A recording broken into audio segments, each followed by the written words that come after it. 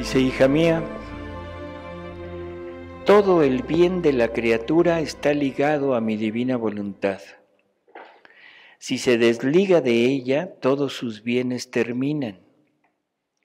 Tú debes saber que cada vez que se hace el humano querer, se juega la divina voluntad con todos sus bienes. Así que se pierde todo lo bello, todo lo que es santo y bueno. Esto es una pérdida incalculable. La pobre criatura es arrojada en la miseria más escuálida, pierde los derechos a todos los bienes, es investida de tal infelicidad que jamás le da paz. Y si parece que tiene algún bien, es aparente y la termina de torturar. En cambio, cada vez que con toda firmeza decide hacer mi voluntad divina, se juega el querer humano, las miserias, las pasiones, se juega todos los males, los miserables harapos, los vestidos sucios que le había formado la voluntad humana. Qué feliz pérdida, perder los males, las miserias. Es gloria, es victoria, es honor, pero perder los bienes es vileza y deshonor. Todo el bien de la criatura está ligado a la divina voluntad. Si no es así, definitivamente no estamos teniendo nada de bien. La sentencia del paraíso terrenal, otra vez se lo repito, es: el día que comas del fruto de ese árbol, el día que hagas un acto sin la unión con la voluntad divina, irremediablemente morirás.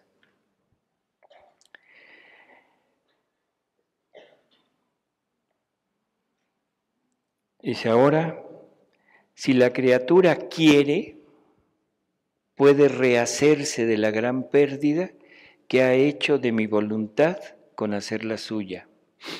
Mucho más que tendrá en su ayuda nuestra potencia, nuestro amor y nuestra misma voluntad. Con adquirir de nuevo los derechos de todos los bienes, todos la defenderán para rehacerse del juego perdido. Esta es la gran noticia, es la buena nueva de este tiempo. Ya se puede readquirir esto. Hasta antes de Luisa no se podía. ¿Y por qué no se podía? ¿Por qué de Luisa? ¿Por qué ella? ¿Qué Dios no lo habría podido dar si hubiera querido? No. No. Porque Dios, cuando quiere dar un bien, primero asegura sus ganancias. Dios es un hombre de negocios. ¿Sí? Y primero asegura sus ganancias. Y una vez que tiene asegurada su ganancia, entonces da lo que quiere dar. Ya no importa si pierde con alguien, ya obtuvo lo que quería. Y esto suena también como absurdo. Jesús le dice a Luisa, y si quieren ahorita lo leemos para que sea directo de los escritos. Jesús le dice a Luisa que él dio su vida gratuitamente a Adán y perdió. Desde ahí, Dios primero asegura y después da. ¿Qué pasó con la redención? ¿Por qué tardó tanto tiempo en venir el Redentor? O sea, del momento del pecado, del momento de la desobediencia de Adán, ¿por qué tardó tanto tiempo en venir Jesús?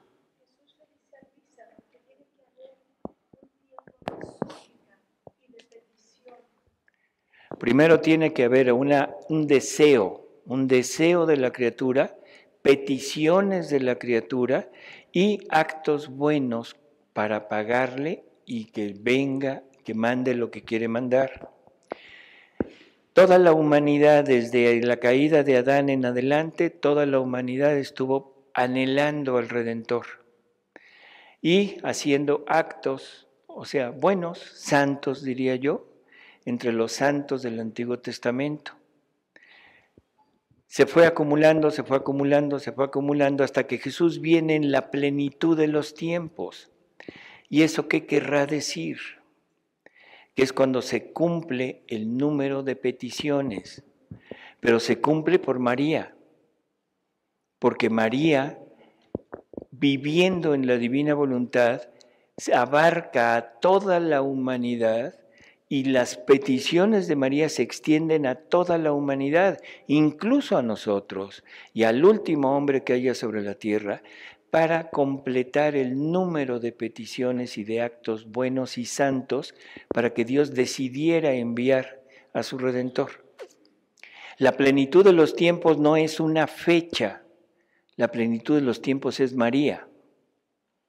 La plenitud de los tiempos no es en un determinado momento histórico, es en un determinado momento en que se cumplen los requerimientos que Dios había pedido para mandar a su Redentor.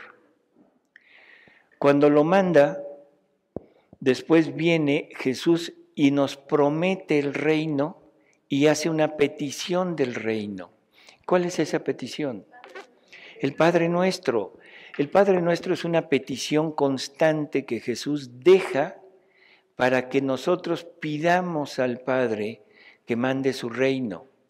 Pero como Jesús sabe que ni en cuenta lo íbamos a tomar, entonces Él se pone a la cabeza de esa oración.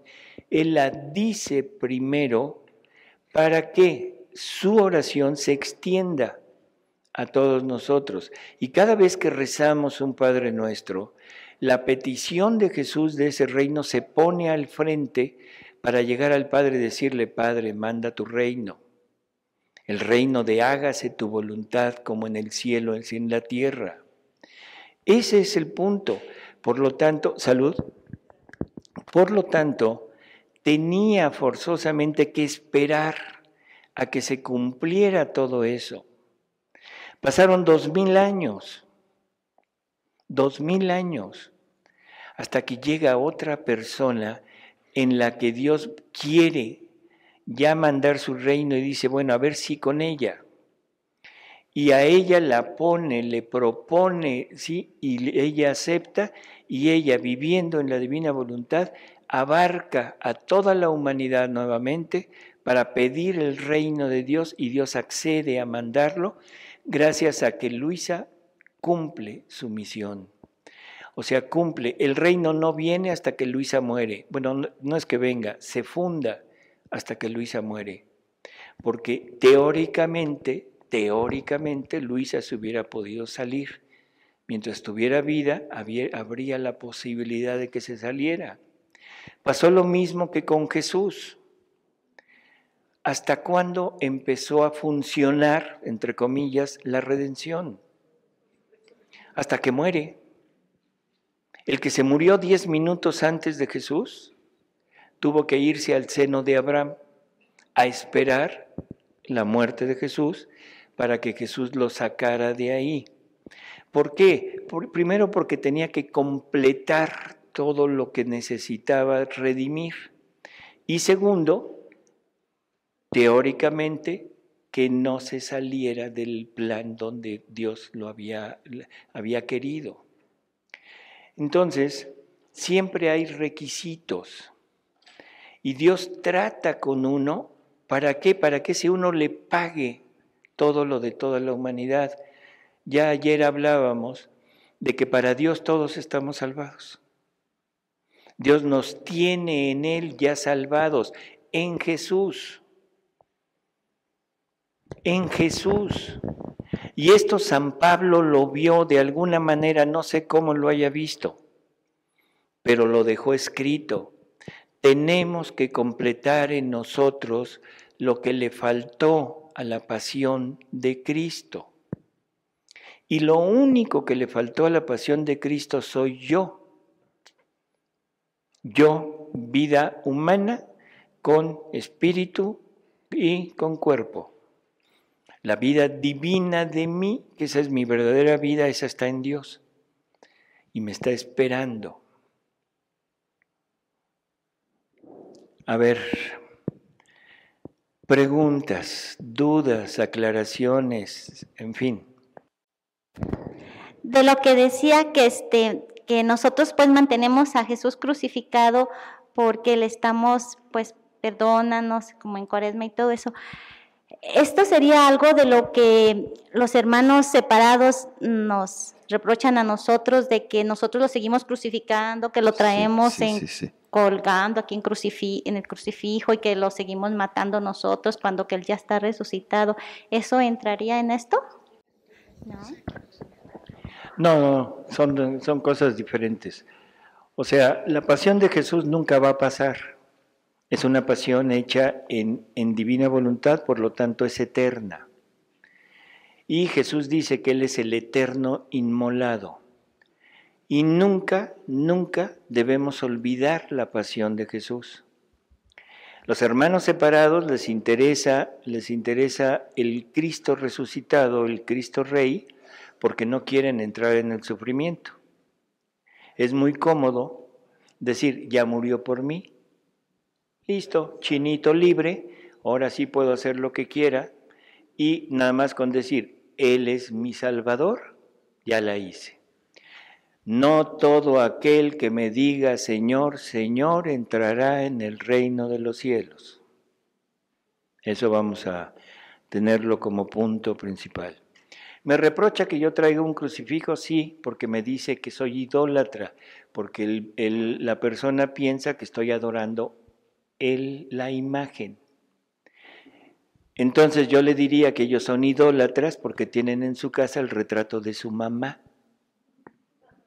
Decir, oye, ¿tú tienes retrato de tu mamá? Sí. Ah, eres un idólatra.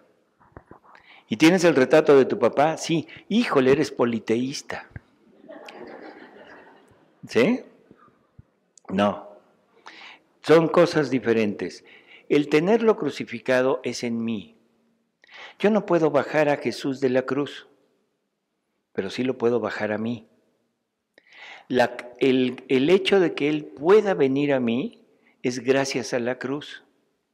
Y la cruz va a estar siempre presente en mi mente para entender cuánto valgo para Jesús y cuánto le he fallado a Jesús.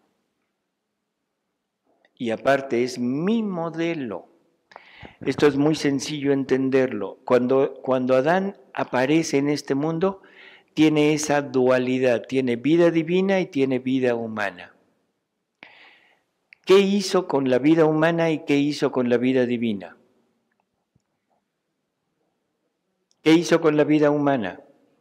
Le dio vida a la vida humana. ¿Y qué hizo con la vida divina?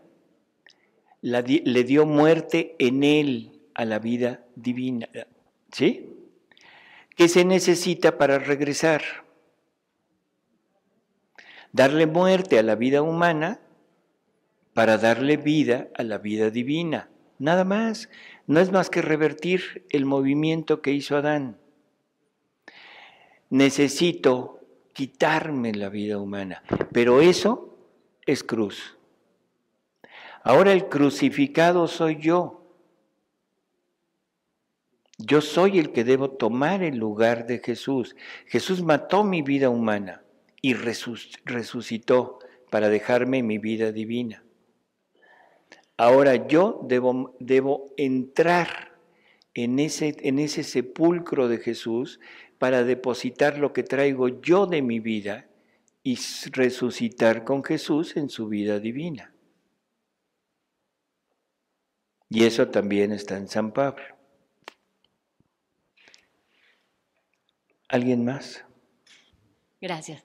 Oye, Tomasini, antes que nada, gracias porque por tu medio el Señor me ha querido seguir llenando pues siento su petición de mi voluntad y me siento muy agradecida, muy emocionada, pero ¿cómo hacer para que no sea incongruente o raro el darme en un mundo en el que no puedo nada más darme.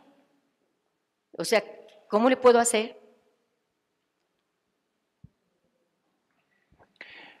Que explique más. Es que siento que, pues quisiera darme toda, pero siento que no sé cómo. Por eso, mire, vivir en esta divina voluntad no es un cambio de acciones, es un cambio de intenciones, para entenderlo así. La divina voluntad no tiene intenciones, esto lo decíamos ayer. O sea, ella lo que intenta, entre comillas, ya está hecho. Bueno, si yo quiero cambiar, yo quiero darme desde mi voluntad, necesito tener todo un plan para decir, bueno, ¿qué debo hacer? A ver, voy a hacer esto y esto y esto y esto, y son cosas que probablemente me resulten imposibles, porque mi voluntad no tiene la capacidad como para poderlo hacer. Pero si yo permito que la divina voluntad penetre en mí ese intercambio de vida, entonces al momento que yo haga algo o intente hacer algo, tenga la intención de hacer algo, en ese momento está hecho. Vamos a empezar por lo más simple. Amarás a Dios sobre todas las cosas. Con todo tu corazón, con toda tu fuerza, con toda tu alma, con todo tu ser, con todo lo que eres. Y entonces yo te pregunto, ¿amas a tus hijos? ¿Sí? ¿Amas a tu esposo? Bueno, la verdad, así, así, fingidón. Sí lo amas, sí. Dejémoslo como sí. ¿Amas a tu familia? Y no que vas a amar a Dios con todo tu corazón, con todas tus fuerzas, con todo lo que tú eres. Ese es el punto. Vas a amar a Dios en tus hijos. Vas a amar a Dios en tu esposo. Y ahora sí te molaste, ahí sí tienes que decir que sí. ¿Sí? Vas a amar a Dios en tu familia. Ahí ese es el pequeño gran detalle. Amar a Dios en ellos. Y Dios primero, ellos después. Si tu hijo, si tu esposo, cualquier miembro de tu familia se opone a tu cercanía con Dios, a tu unión con Dios, en ese momento, ¡pum!, se quita. ¿Por qué? Porque es incongruente, entonces estarías amando, pero estarías amando a la persona, no a Dios. Y eso no quiere decir alejarse. Eso quiere decir empezar a trabajar para que aquella persona regrese, si es que se puede. Pero el trabajar para que esa persona regrese no quiere decir estar encima de ella todo el día. Mira, Dios es así, Dios es esto, y la divina voluntad, y Luisa Picarreta, y María Valtorta, y esto, y el Evangelio, y San Pablo. Te van a poner la cruz cada vez que te vean, van a decir, ahí viene esta loca. No, simplemente es, haz lo mismo que hace Jesús. Actúa en la divina voluntad y deja que toda la fuerza de la divina voluntad actúe a través de él, de Dios, para desde el interior del otro que se convierta. Seguirás amándolo, aunque ya no estemos juntos. Jesús siguió amando a Judas hasta el momento en que Judas muere. Después ya no lo puede amar, porque pierde la esperanza. Ahí se pierde la esperanza de que Judas se pueda convertir. Y ahí es cuando el grito aquel, apártate de mí, maldito. ¿Sí? Pero hasta antes de eso lo siguió amando. Se siguió dando. Es más, Judas es por el que es al discípulo que más amó Jesús. Todos pensamos que amó más a Juan. Se equivocan. Es a Judas. Porque si el amor es darse, Jesús se dio más por Judas que por Juan. Jesús sufrió más por Judas que por Juan. El discípulo más amado es Judas. ¿De acuerdo? Entonces, vamos haciendo esto. ¿Por qué trabajas? Exacto, es el motivo de casi todos. Trabajamos para comer. Bueno, algunos para comer, otros para tener un jaguar y otros para tener su casita en la Riviera. Pero en fin, todos trabajamos por necesidad. ¿Sí? Bueno, pues cámbiale la nota. ¿Para qué trabajas? Para darle vida a la divina voluntad en mi trabajo. Y entonces, lo que ganes o lo que no ganes, ya no te importa. Lo que te importa es que tu trabajo sea la vida divina lo que se esté desarrollando. Y que Dios se encargue de tu trabajo y de tus ganancias. ¿Sí se entiende? Entonces, ¿cómo hacerlo? Es muy sencillo, cambia de intención, pero que sea un cambio real, no que sea de palabra, un cambio real. Y en ese momento ya puedes decir que estás amando a Dios sobre todas las cosas. Y así, todo debe ser para darle vida a la divina voluntad en lo que estás haciendo. Bueno, yo quiero aprovechar para darle gracias a Dios que mandó al Espíritu Santo que te ilumine para que nos platiques y nos traduzcas estas cosas, y a todo el equipo que hizo posible esto. Muchas gracias.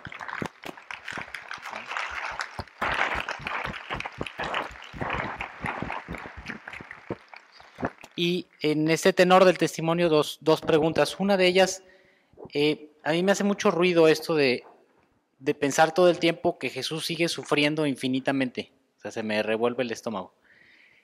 Y por otra parte, si Dios es uno y es trino, y Jesús, que es el verbo, está dentro de Dios, también Dios sufre, porque dices que Dios sale ganando, Él no va a sufrir, y sufre el Hijo. Entonces ahí tengo confusión en cuestión del sufrimiento desde la parte de Dios. Y la segunda pregunta sería, después de que ya llevas más de 10 días en Divina Voluntad, si ya hay manera de que te des cuenta si estás empezando a hacer actos divinos. Bueno, lo primero, llévenle una bandeja por si vuelve el estómago. Bueno,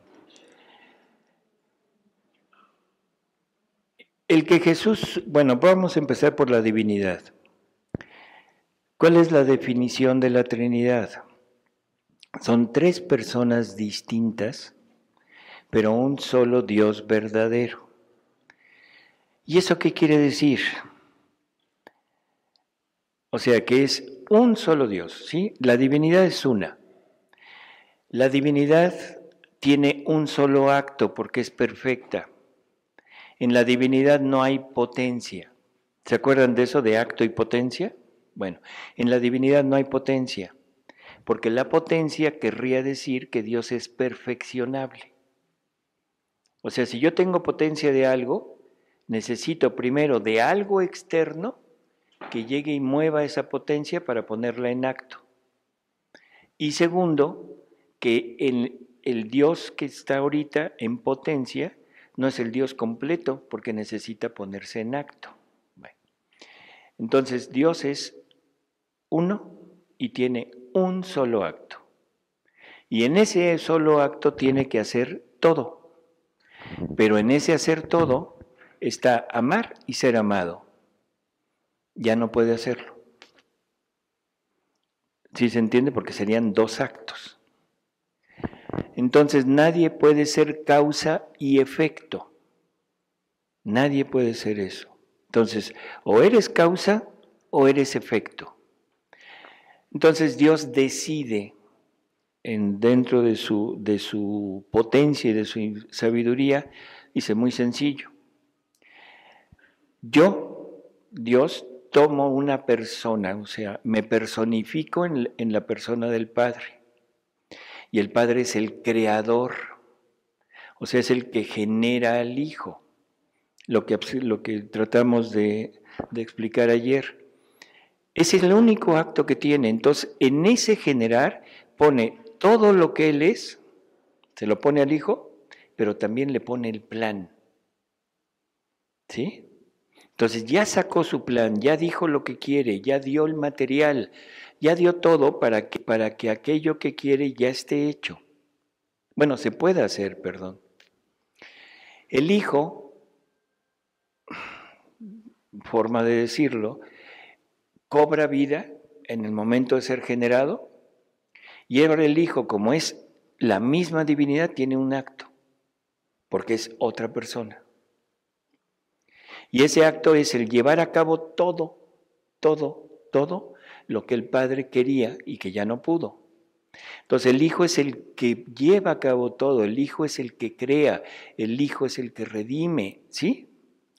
Y eso se lo regresa al Padre, y en ese momento aparece la tercera persona de la Trinidad. ¿Por qué era necesaria la tercera persona?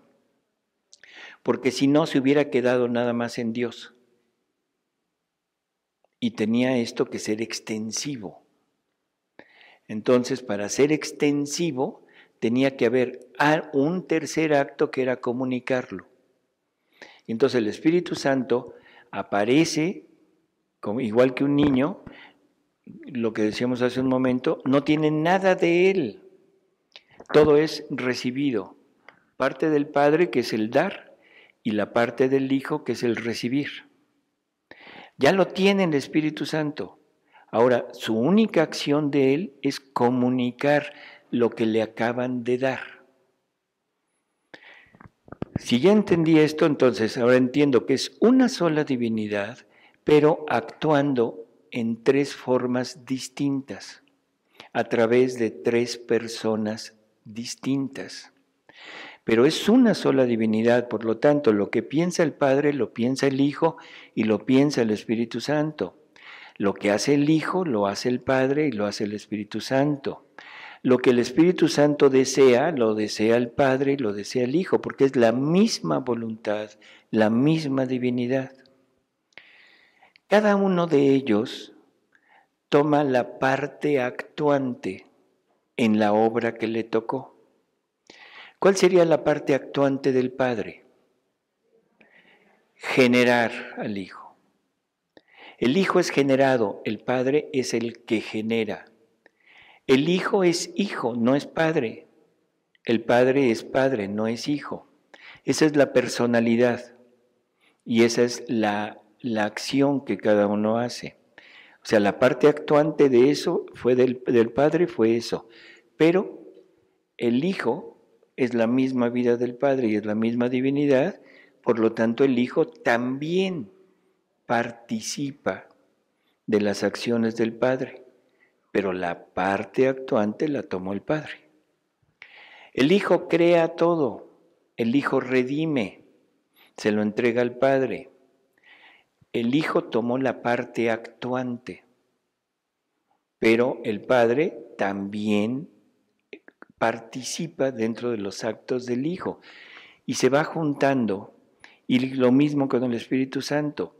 Cuando están los tres actos, cuando están las tres personas, es el anillo de unión que por aquí alguien dijo, es el anillo que une a las tres personas, y ese anillo es el querer divino, es el acto único de Dios, es la vida divina, donde está encerrado todo lo que Dios es y todo lo que Dios hace. Bueno, llega Jesús a la tierra y sufre. Sufre, pero la hace dentro de la voluntad divina. Por lo tanto, la voluntad divina es eterna. Los actos que hace la voluntad divina son eternos. O sea, no pueden ser actos finitos. Jesús le dice a Luisa, los actos toman las características de la voluntad con la que fueron hechos. Un acto hecho con voluntad humana es un acto pequeño, finito, y que tiene nada más un término y le hace bien a unos cuantos.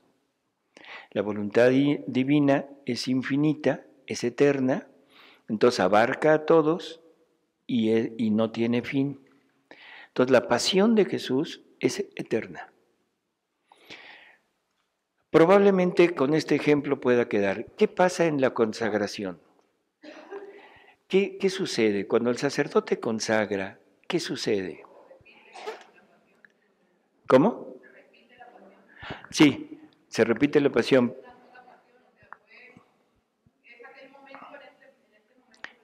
Ese es el punto. La consagración que hizo Jesús hace 2000 años, esa se repite aquí, gracias a que el sacerdote es otro Cristo. O sea, se une, se unifica.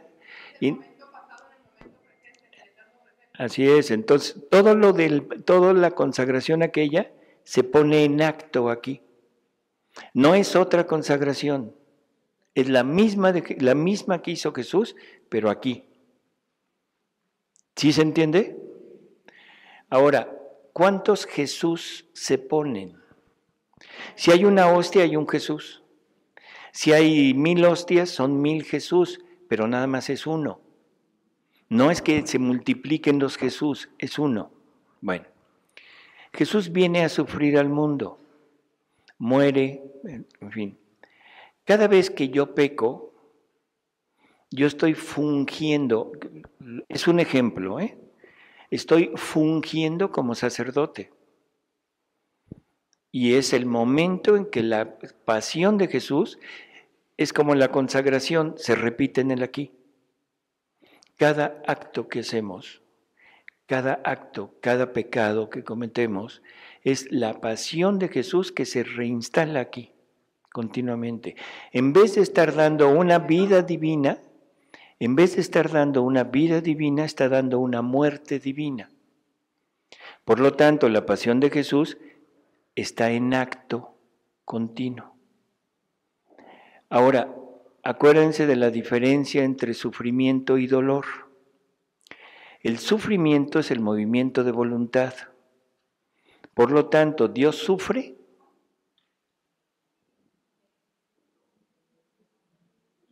¿Sufre o no sufre? Dios quisiera que todos viviéramos en la divina voluntad, pero no vivimos. Ese es sufrimiento. El sufrimiento es un movimiento de la voluntad, queriendo lo que no es o no queriendo lo que es. La divina voluntad, la divinidad querría que tú fueras diferente, pero no lo eres. Por lo tanto, está sufriendo. Desde el punto de vista de esto, no es dolor, es sufrimiento. Dolor ya no, la humanidad de Jesús es impasible ahora. No es capaz de sufrir, de tener dolor, porque ya está glorificada. Pero el sufrimiento, sí, permíteme, pero el sufrimiento ese está, porque es el movimiento de voluntad. Entonces la pasión de Jesús continúa y continuará eternamente. El punto que hay que entender es que lo que terminó fue el dolor, pero el sufrimiento está. La crucifixión está, porque cada vez que yo hago un acto en mi voluntad, estoy crucificando la vida divina que Él me quería dar y que es lo que vino a rehacerme con su muerte. No sé si esto queda. ¿Sí queda? Nosotros somos los que consagran, perdón por la palabra, consagran la pasión y muerte de Jesús en cada acto nuestro. Nos cuesta mucho trabajo entender que cada acto mío es una vida divina, pero no me cuesta trabajo entender que cada acto mío es una muerte divina. Y la estoy repitiendo continuamente. Estoy matando a Jesús continuamente. No hay un momento de mi día en que no lo mate, porque no hay un momento de mi día en que yo haga un acto unido con su voluntad para darle vida en mi acto. Entonces es una muerte constante en Jesús. Bueno, pues simplemente vivir en la divina voluntad es lo contrario. Es exactamente lo contrario, es decir, ya, me apiado de Él, Ojo, me apiado de Jesús porque lo amo, porque lo quiero, porque quiero que esté conmigo, porque es mi anhelo. Me apiado de Él y lo bajo de la cruz. Y la manera de bajarlo de la cruz no es decirle, vente Jesucito para acá, ya no sufriste. No, es decirle, vente y te voy a dar vida en mí de aquí en adelante, por mí y por todos. ¿Se acuerdan del juego del bote? ¿Quién lo jugó? Creo que todos, ¿no? 1, 2, 3 por mí y por todos. Eso es vivir en la divina voluntad. Llegar y decir 1, 2, 3 por mí y por todos. Y abarca a todos. Darle vida a Jesús en mí. Y dejar de matarlo continuamente en mí. Jesús nos dice que tocaremos con la mano el obrar de su voluntad en nosotros.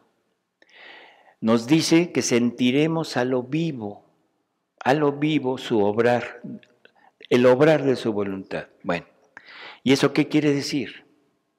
Vamos a regresarnos a la voluntad humana.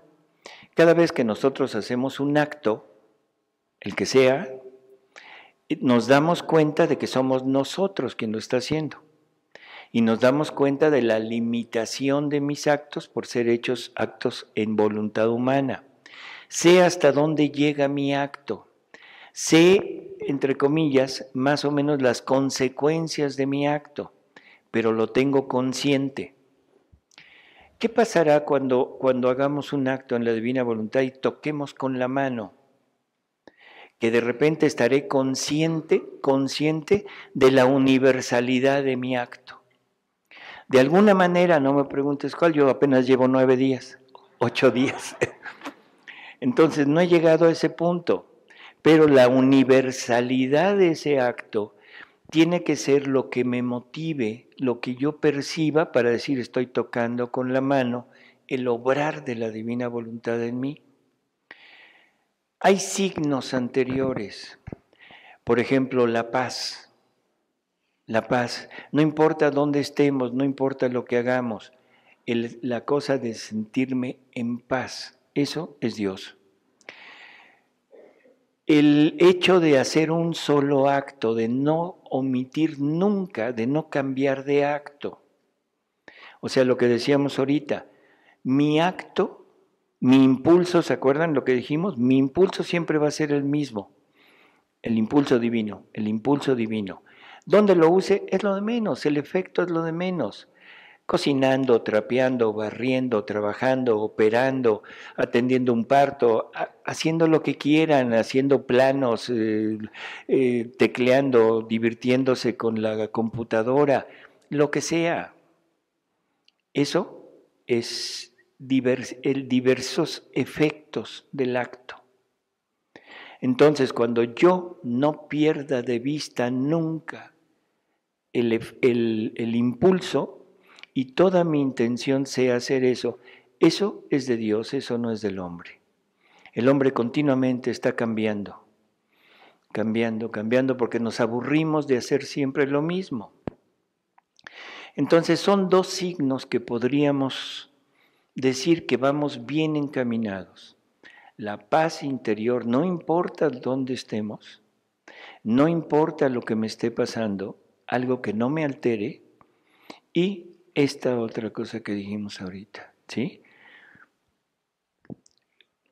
A ver si para el próximo retiro ya tenemos 11 días y entonces...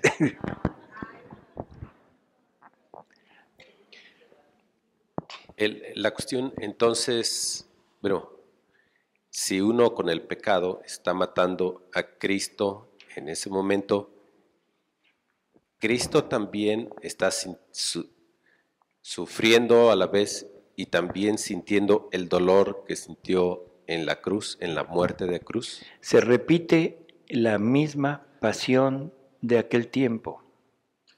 O sea, aquí el problema es meter el tiempo. Es donde nos revolvemos. Porque estamos queriendo congeniar tiempo y eternidad. Jesús está viviendo ya en la eternidad. Ya no está en el tiempo. Sí, pero sigue sufriendo y sintiendo dolor con cada pecado, con cada muerte que le damos. Te voy a poner un pésimo ejemplo, y digo pésimo porque es un ejemplo que, bueno, yo me lo imagino así, pero no es así. Imagínate la historia de toda la humanidad como una película de carrete, ¿sí? Las películas de antes. Entonces tienes toda la película aquí, la tienes en el aquí, ahorita. Pero tú puedes tomar el cuadrito del primer cuadrito, lo pasas y es Adán creándose. Tomas el cuadrito de en medio y está Moisés. Tomas un cuadrito más acá y está Jesús en la cruz, y tomas el otro cuadrito y estás tú. Y tomas el último cuadrito y está el último hombre sobre la tierra. Aparentemente está habiendo transcurso de tiempo, pero en realidad no, es uno. Uno, ahí está. Todo está aquí. Yo dije que era un pésimo ejemplo, pero bueno. O sea, ¿sí se entiende? No, ¿verdad? Pues es pésimo ejemplo. Entonces no.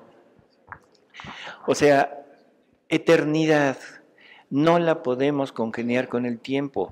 Simplemente meternos en la cabeza, porque esa es la fe. El conocimiento de la divina voluntad no viene a abolir la fe.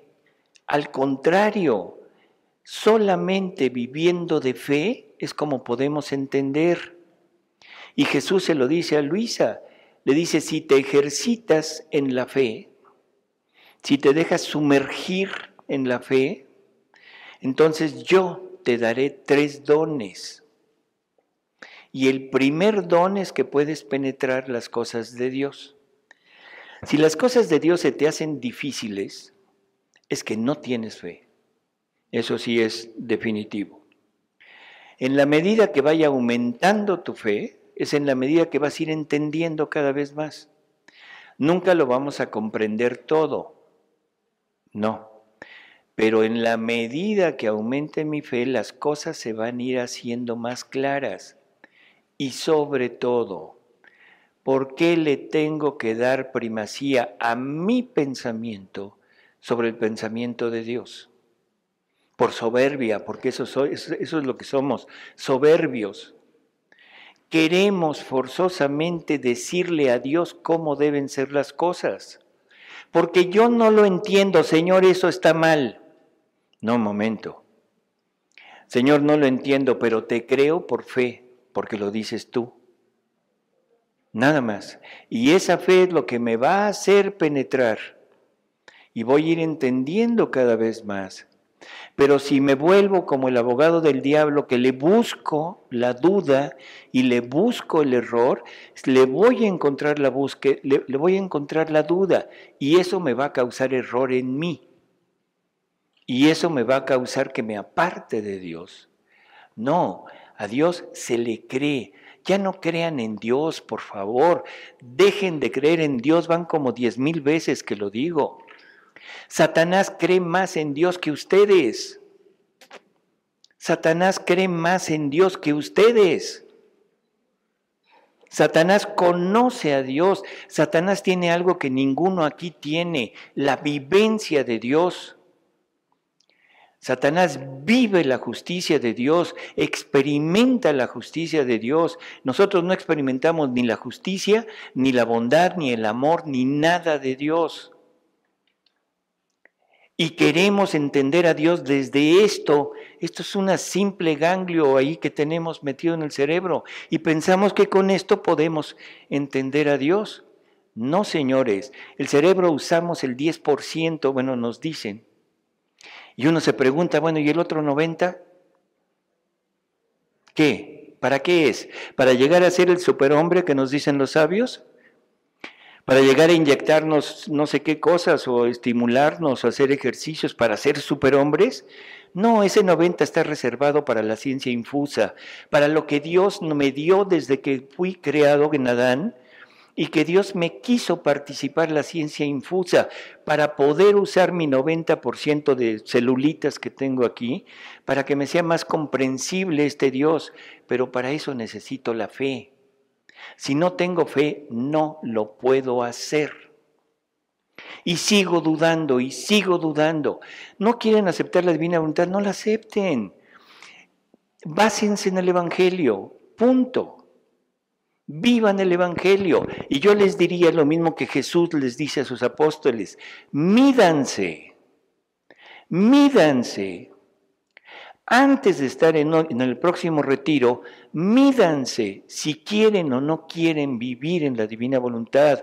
Mídanse si están dispuestos a renunciar a lo suyo, con tal de que el Dios viva en ustedes, aunque no lo entiendan. Y si se miden y se creen capaces, vengan. Si no, ¿para qué? ¿Sí se entiende? Por favor, necesitamos fe. Necesitamos fe, necesitamos creerle a Dios. Ese es el punto.